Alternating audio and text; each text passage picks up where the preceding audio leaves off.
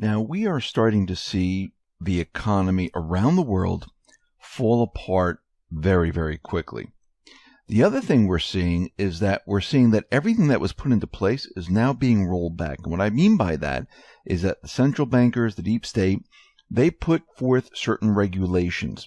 They wanted certain things, and we're starting to see a lot of it being rolled back. And we're going to see a lot more of this because why? The Trump administration, the Patriots, they need to prepare the United States for what comes after the central bank. Remember, everything that we've been seeing all up to this point has been the central bank economy.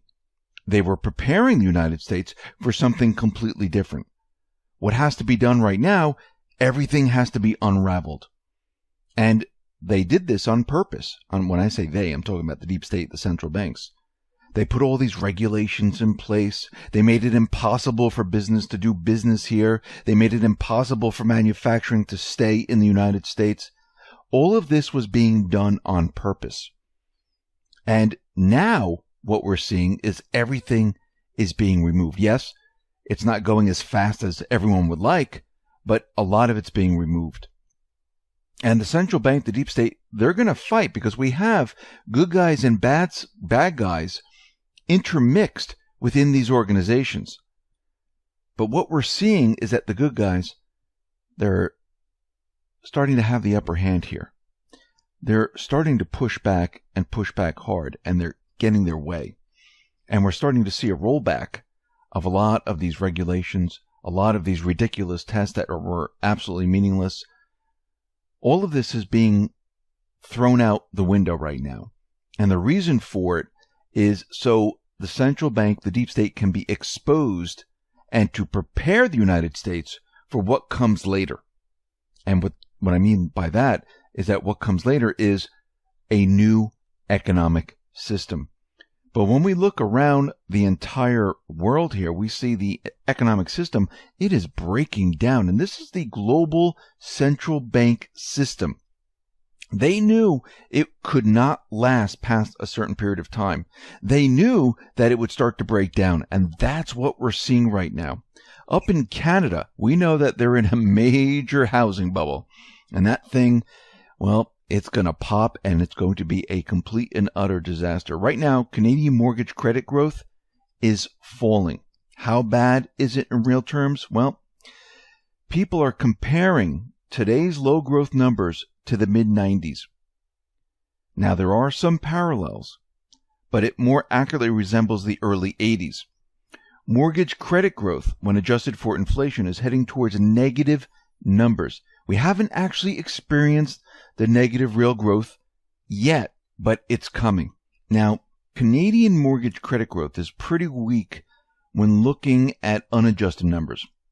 The annual pace of growth fell to 3.4% in September, down 38%. Yes, that's 38% from last year.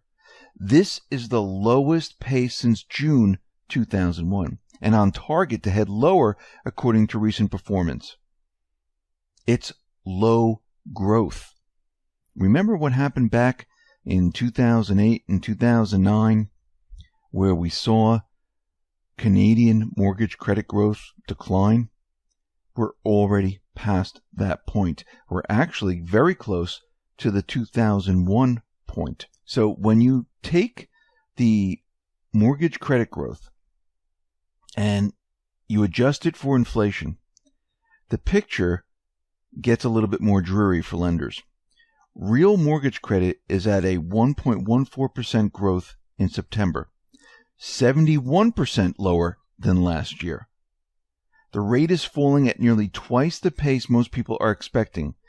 Real credit growth hasn't been this low, again, since 2001. It is a complete and utter disaster, and it's likely to turn negative. I mean, this does not look good whatsoever. If we look at Caterpillar, now, we talked about Caterpillar quite a bit during the Obama reign.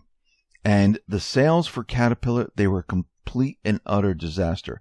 Sales started to pick up for Caterpillar when Trump came into office. And this was done through manipulation, allowing countries to feel like everything is getting better, especially here in the United States. But what we're seeing once again is that sales are starting to drop. Remember, what happened here was a temporary fix. This wasn't supposed to be a permanent fix for all these corporations, for the people of the United States. It was to allow the system to go a little bit longer, to get everything in place, and guess what? Roll back all the regulations. And roll back as much as you possibly can before the entire system implodes. Now, we know gold has been manipulated for a very long time, and a lot of people going back many, many years said, this is a conspiracy theory. Gold is not manipulated. This is the real price of gold. Well, no, we now know that it is manipulated. Actually, a J.P. Morgan Chase trader pled guilty to gold manipulation. This trader turned state's evidence. So gold and silver investors got some good news that the conspiracy is no more. And we've known this with silver, and many more people are going to get caught on this. But the real manipulation comes from the central bank. These are just the, outliers, the people that are manipulating that really can affect it, but not like the central bank. Now, John Edmonds admitted to cheating the bank's clients and plenty of other people naive enough to expect fair treatment on the COMEX and other exchanges. Mr. Edmonds is ratting out some fellow traders. This is just not a one-person scam. It's many people together, including senior traders. There are also immediate supervisors. So what we're seeing right now is that this is just not a rogue individual, a one-off player. This is many people working together to manipulate, just like when they manipulated the LIBOR interest rate. And we know that they throw tons of paper contracts at gold to bring the price down. And we know that the true price of gold, the way the dollar is today, would be much, much higher, because the dollar has lost 98% of its value. When the central banks lose complete control of the system, they're not going to worry about gold. They're not going to be worrying about the manipulation. They're going to be trying to hold everything together. And I'm talking about the bad guys in the Fed, especially the Rothschilds, the upper central banks. They don't want the central bank to be responsible for a system coming down. Why? Because then another central bank or private central bank will be blamed, and then another one will be blamed. And then before you know it, people will be looking at this saying, well, wait a minute. Does this system really work? Why would it be crashing right now?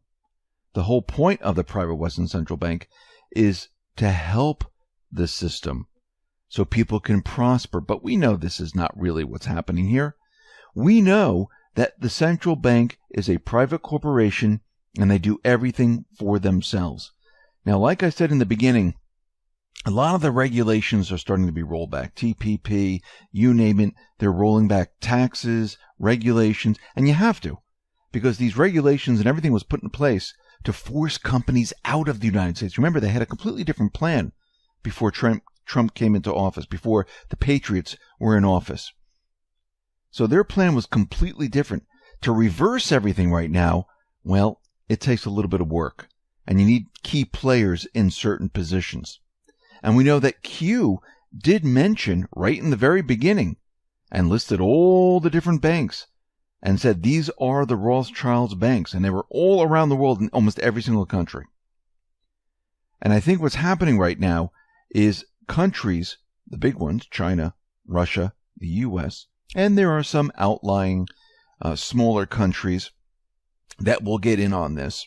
And eventually when the deep state leaders of many other countries are removed, those countries will join in also. And what's happening right now is there's going to be a push to get this private Western central banks out of these countries. Actually, Russia has already taken over their private Western central bank. They make the rules. They have very little bit of debt. And this is why the central bank hates them. The central bank doesn't have control over a country that is not in debt. If you're not in debt, they can't make you do things. They can't make Russia do anything. And this is what the central bankers hate the most.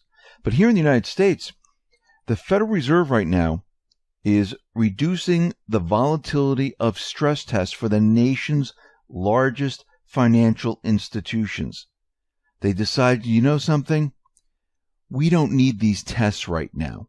It's being rolled back. So the Fed is proposing changes that are designed to roll back Obama-era financial regulations, which consists of annual procedure in which the Fed grades banks on their ability to withstand a severe economic crisis. Now, why was this put into place? Well, back in 2008, 2009, when the whole system came down, they needed a way to convince everyone that the banks are strong. So they created these fake tests, and they put out any type of data they really wanted. They weren't really real tests. They were manipulated to make it look like the bank was doing fantastically. And they used these tests. And people said, wow, everything is strong. No, actually, it was the opposite. The banks aren't strong. The system is built on an illusion. The system is not strong. They convinced the population by creating bubbles. They convinced the population by manipulating data. They convinced the population with stimulus. So when you look at the economy and then all of a sudden it falls apart, even though they tell you it was contained, that everything's great, housing doesn't go down, we're not predicting a recession, well, you know it's all fake. They know it's coming down. And what I think is happening right now, all of this is being rolled back to expose the central bank. Eventually what's going to happen is the central bank is going to be exposed for what they've done. And when the people and countries scream for transparency, when they scream for an audit because of what has happened, and Trump points the finger and says, yes, it is the central bank. They're the ones who caused all of this. This is when we learn the truth. This is when the people around the world realize what has been happening for hundreds of years, that we've been enslaved in a central bank system. This is when we break free. This is when we say no more. And that day is coming. Q has already told us about it, warned us about it, that it is coming, listed the banks, let us know that these are the Rothschilds banks, let us know that the Fed is independent of the government, is a private corporation, above the laws. Well, that just can't be. And it's time to get rid of the central bank. And that is what is coming.